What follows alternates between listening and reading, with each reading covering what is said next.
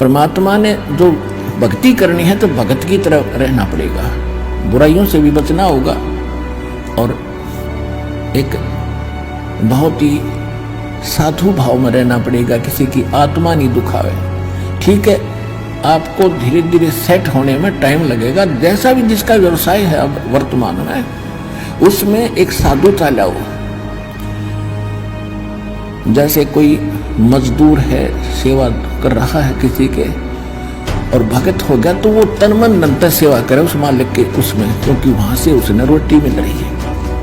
और फिर परमात्मा ऐसी प्रेरणा करेगा उस मालिक के अंदर, देख भगत आदमी होते ऐसा हो भाई, कोई चीज पड़ी रहो घर में उसके लिए मिट्टी समझा, चाहे पैसा हो चाहे सोना हो कुछ भी हो, अपनी मिली हुई 2 रोटी यानी दो दिहाड़ी मिलती है, उसमें संतोष सब्र करके देखा कितनी इज्जत बनेगी उसकी और कितनी विनम्रता और उसके प्रति सद्भावना और उसका आदर बनेगा उस मालिक के हृदय में। इसी प्रकार अगर आप मालिक हैं, भगत हैं, आपके यहाँ कोई सेवादार सेवा करता है, उनको अपने बच्चों की तरह समझें, उनको भगवान के बच्चे समझें। वो बालक सेवा कर रहे हैं, भगवान के बच्चे हैं, उनको प्यार दे और उनके साथ कोई ऐसा गलत बर्ताव नहीं करे।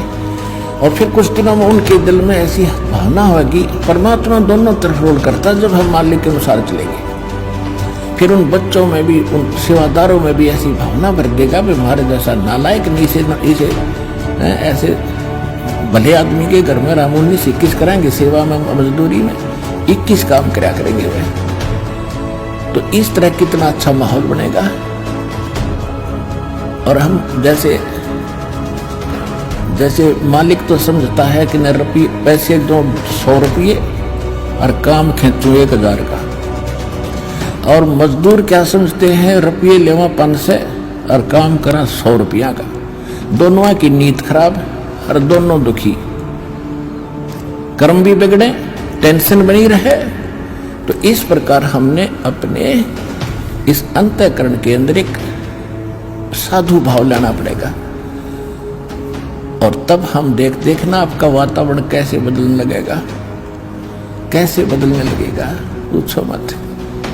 तो तब हम यहाँ भी सुखी होंगे, आपको चिंता नहीं रहेगी कि वहाँ सेवादार सेवा कर रहे हैं, वो अपने तन मन धन से सेवा करेंगे, भगवान से डर के वो भगवान से डरने वाले हो जाएंगे, फिर बातें खत्म हो जाएगी। अब तो आग लगी पड़ी है, रिश्वत ले ले, जो ले लूँ, प्राण करूँ, जब करूँगा तेरा काम धरते 500 रुपये, और उधर से 500 ले लिए, डॉक्टर के जाकर 1000 लग गए, वो 500 भी गए, 500 अपनी तनख्वाह में तो गए। अरे वो पाप कर्म जो के दो धरे के धराए रहेंगे, फिर गधा बनकर पूरे करेगा जिससे रिश्वत ली है। तो इसी विघ्न में पैर दो मत, ये भगवान बताना चाहते हैं।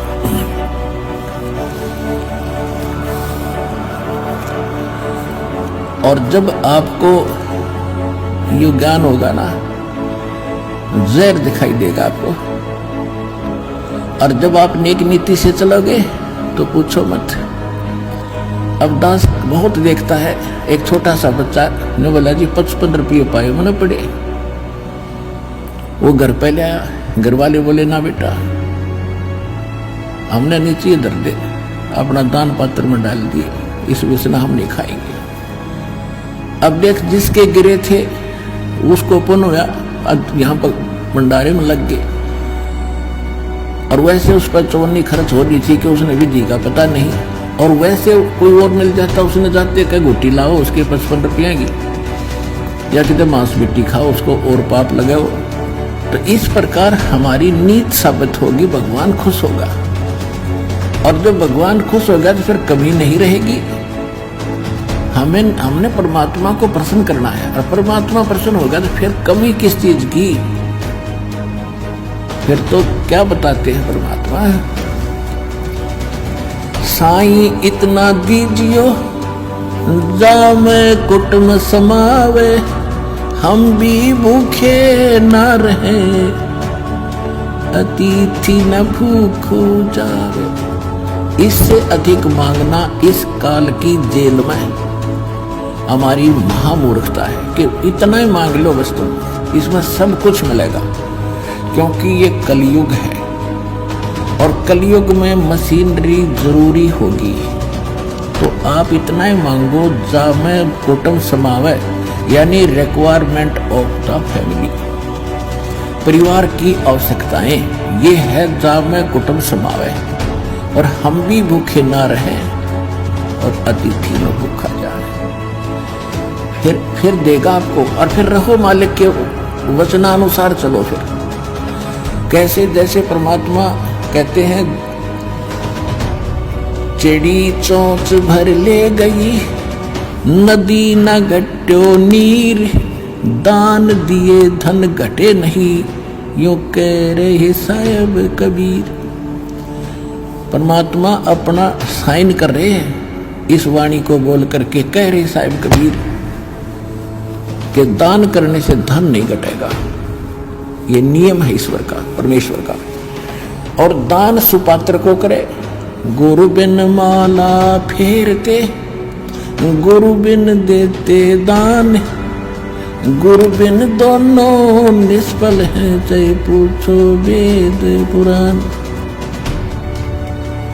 देते को हर देत है, जहां तहां से आण, अण देवा मांगत फिरो, फिर साहिब सुने ना कान।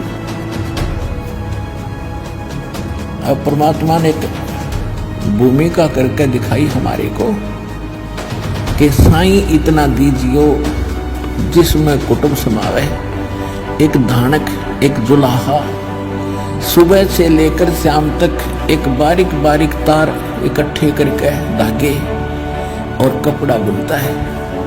एक दिन में मुश्किल से भी 5 फुट 10 फुट बना पाता है, 5 फुट 4 फुट, और बहुत लंबा सैकड़ों फुट का तार और थान बनाना पड़ता है। ताना बनाते थे, वो हफ्ते में पूरा होता। उसकी जो मेन ताना मालिक को मिलता, उसमें से अपने परिवार के लिए जो आवश्यक सामग्री थी, खाद्य पदार्थ लाते, और शेष बच जाते उसको सत्संग और भंडारा में लगाया करते थे।